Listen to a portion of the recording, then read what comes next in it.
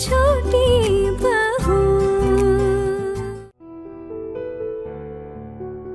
Excuse me, ये Ganguly sir का cabin किस तरफ है बता सकते हैं? आइए आइए आइए।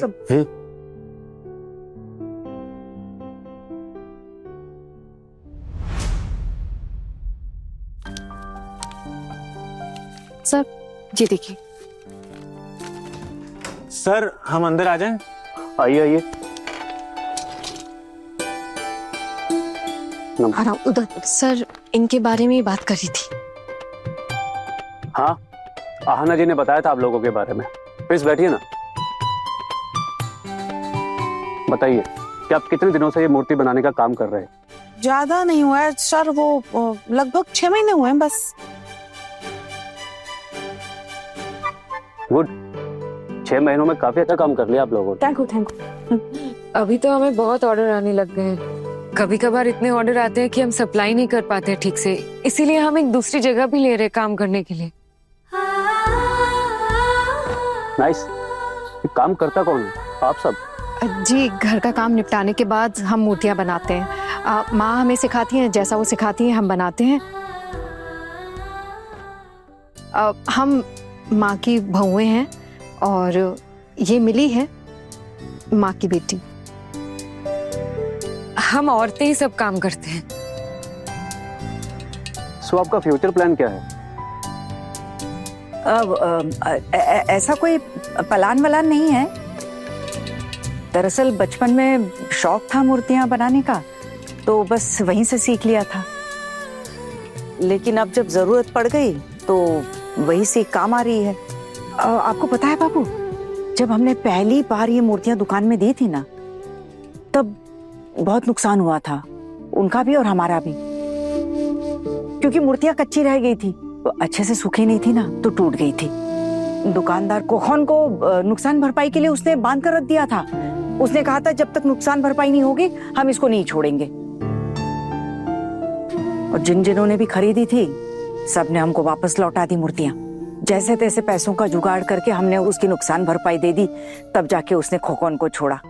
लेकिन फिर उसके बाद हमने सीखा कि हमसे क्या क्या गलतियां हो गई थी। उसके बाद से ना हम सब ने जी जान लगाकर ये मूर्तियां बनाई हैं। तब जाकर हमारी अब मूर्तियां बहुत अच्छे से बन गई है। अच्छे से सुखाई, अच्छे से पकाई, फिर सब कुछ अच्छा अच्छा ही होता गया।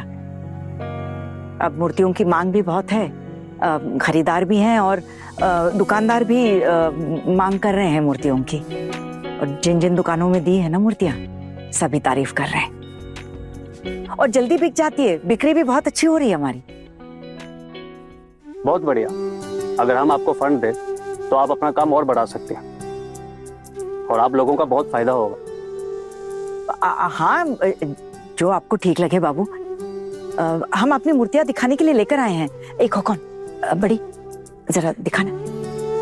जी माँ। ताकि आप समझ सके कि हमारा काम कैसा है। आपकी इन मैडम ने कहा था आपको दिखाने के लिए लेकर आए, इसीलिए ले आए हैं। आप देख लीजिए एक बार।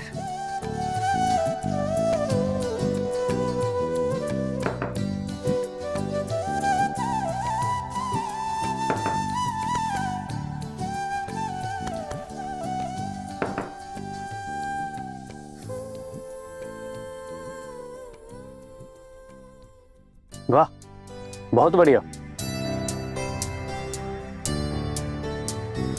आपको ये पसंद आई? ये सब हम आपके लिए लाए हैं, आप अपने घर ले जाइएगा।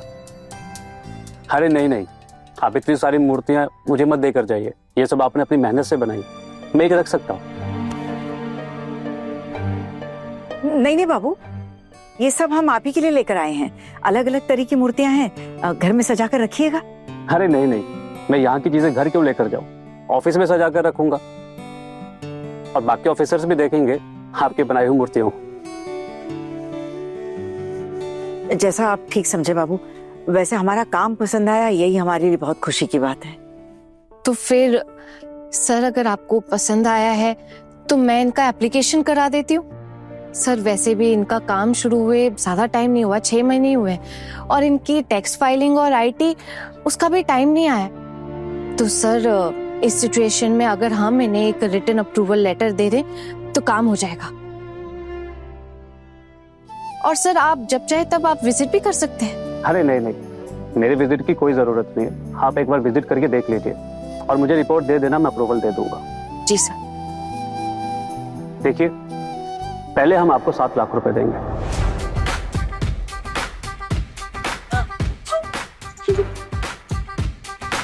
और अगर आपका प्रोडक्शन सब कुछ अच्छा रहा और आपने टाइम पे लोन चुका दिया तो हम आपको अगले साल और पैसे देंगे। और इसी तरह आप सब अपने पैरों पर खड़े हो जाएंगे।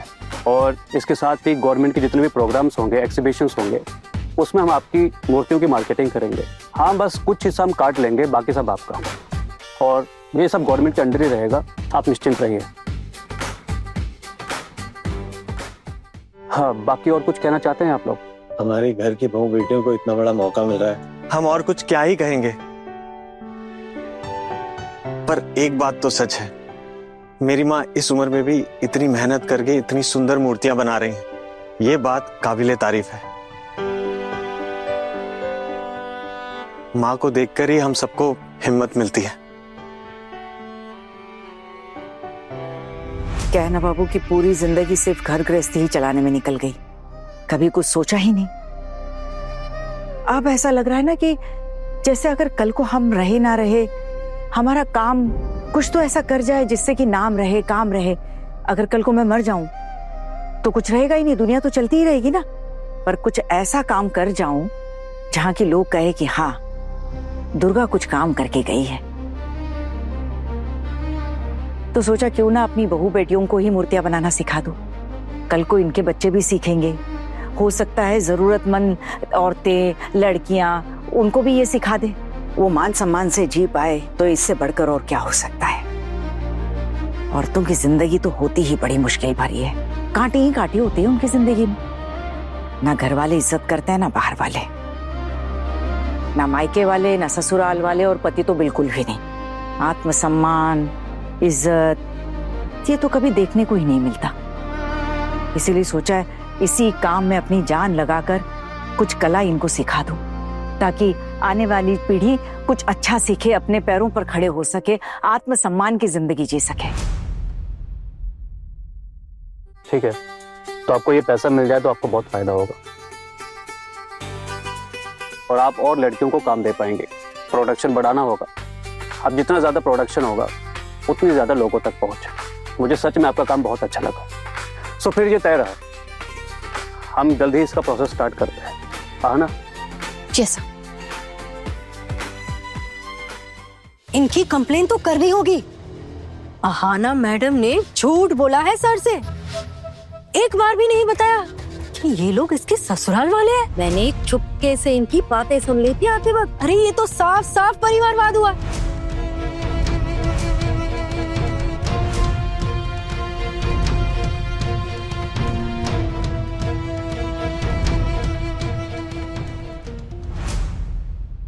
बड़े घर की छोटी बहू, शाम 9:30 दंगल टीवी पर।